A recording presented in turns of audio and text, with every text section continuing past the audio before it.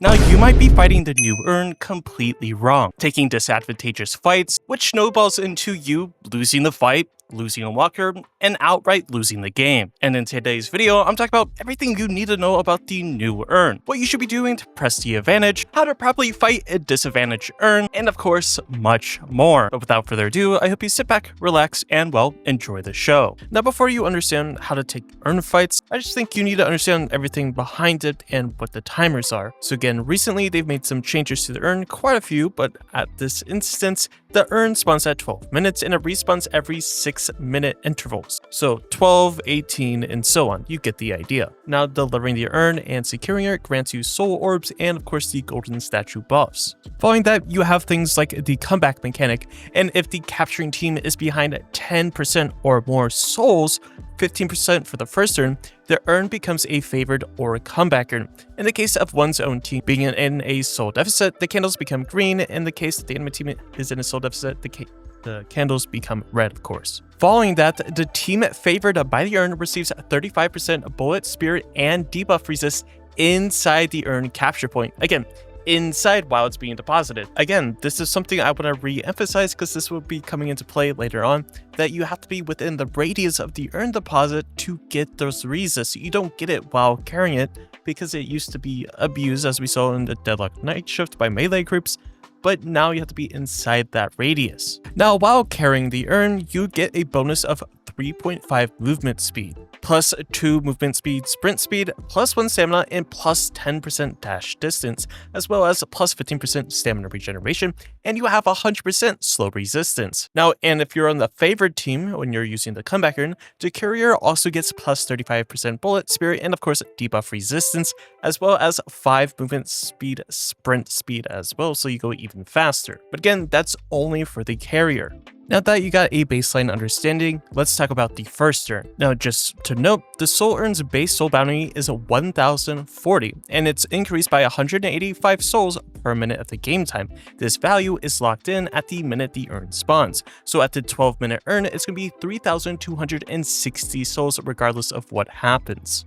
Now, sometimes some players might be sending their entire 6 players to go get this one Urn, but you have to keep in mind that it's only worth 3,260 souls. So most of the time, you want to be sending your position 1, and if you don't know what your position 1 characters are, they're otherwise known as M1 carries, so your mouse 1 or ADCs from other MOBAs, but it's essentially your, big carries, your Venator, your Wraith, your Infernus, your Warden, and whoever might be trying to carry that match, your big ticket character. You want to send that person to the opposite lane of where the Urn is going to be depositing into. Why? Because you want that person to push out to get a solo walker.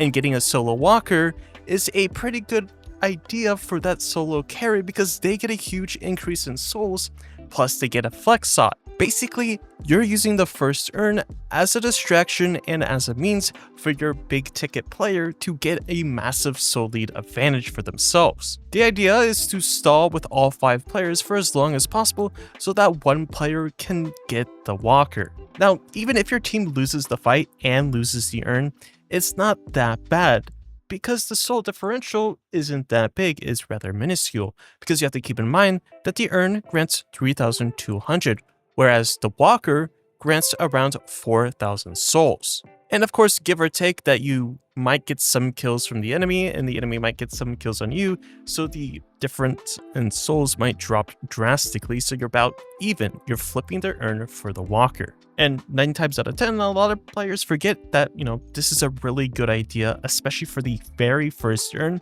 and it can only really be achieved depending on what your team composition consists of. If you have the means of being able to pull this off, it's usually the best bet. But you have to keep in mind is that if there's other M1 carries on the other team, they probably have the same idea or same thing in mind, so trying to mirror said player is probably a good idea so that they don't get a free walker, and that maybe you can take them out and get a walker. So these are just things to try to consider. And you might be saying, Duck, why are you saying that? That might be throwing. Well, it's not really, because you're getting your character that wants a lot of farm, and you're giving them the opportunity to have an open slot, so that for the next Urn or the third Urn, they're able to fight with a massive item lead and just soul lead as well. Now the second urn, if it's a roughly even urn, sits around 4,370 souls. Now this, again, if you compare it to a walker, it's only about a 300 soul difference. But that being said, you can still apply the same philosophy of doing a split push while you're contesting the urn for a walker, because you gain 2 slots and you get that extra, soul increase for your mouse 1 character. The issue is with this theory is that during the 8-minute-ish urn, you have to be pretty understanding of who has their ultimates, and if you die, can they take mid from that fight? So you have to play a little bit safer. If you don't necessarily want to go for that split push and you don't ultimately need that flex slot, you can have your strongest M1 character or the person that was split pushing come to the fight to reinforce and make sure you win the fight and get the soul urn. Because if you win that team fight, that usually leads to either getting a ton of jungle, getting another massive soul lead, getting that other second walker because you won the fight, or even getting mid boss, even though 18-minute mid boss is a little bit early, but sometimes can be playable and flippable. These are all things you want to be considering when you're, just trying to do whatever.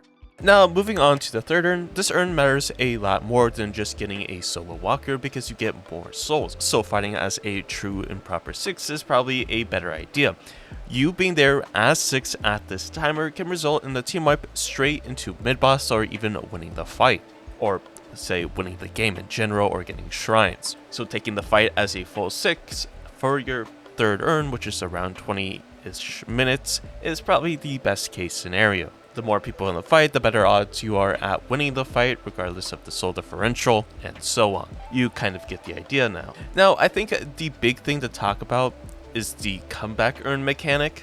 Now, like I said, the comeback urn, like I previously mentioned earlier in the video, is, pretty good for the comebacking team, because inside of the AoE or the radius of the capture zone, they get 35% spirit, bullet, and debuff resistance.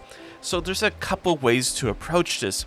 Either you let them get it for free, but you do some of the jungle, or you flip a walker, or you flip mid boss.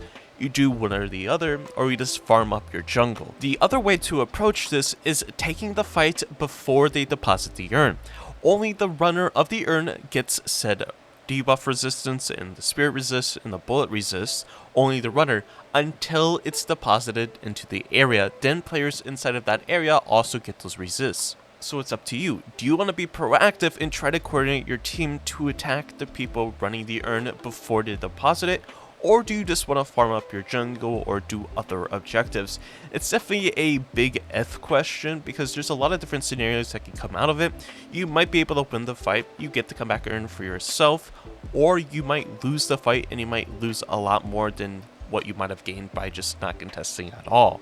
Now, this scenario is all dependent on your team's composition, what your team fight ability is, how actually strong some of your players are, and if you're trying to take this team fight, you're probably going to need everybody there to be able to do everything. Now let's talk about the fight process, or how to actually take team fights, what you should be looking for, who you should be focusing, and what ideas or theory can you transfer from other games to big team fight scenarios. Now, when it comes to taking teamfights in this game, traditionally you want to go for the ADC or the M1 carry, the character that's going to be doing the most amount of damage, or you're going to be wanting to focus a support. Now, you might be wondering, why do I want to focus a support? Well, in my eyes, supports get more value the longer they're up. So the longer they're alive, they're going to be providing shields or healing, whatever that is necessary. For instance, if there's a Rem, a Page, a Kelvin on the enemy team, although this can be somewhat of a distraction. If you manage to pick him up extremely quickly, then you don't have to worry about the lingering effects. Now, like I said, the idea is to focus carries down, and if you have the ability to use some sort of shred, or you have weakening headshot or crippling headshot, then you can start dumping damage into your tanks, or your characters with more HP that are building a lot more health items. Then you want to go for shred items. But for the most part, the idea of those tanks is just to be there to absorb a ton of damage while the rest of the team is doing damage. So going for the backline or going for whoever's doing the damage is probably one of the biggest priorities you can come to.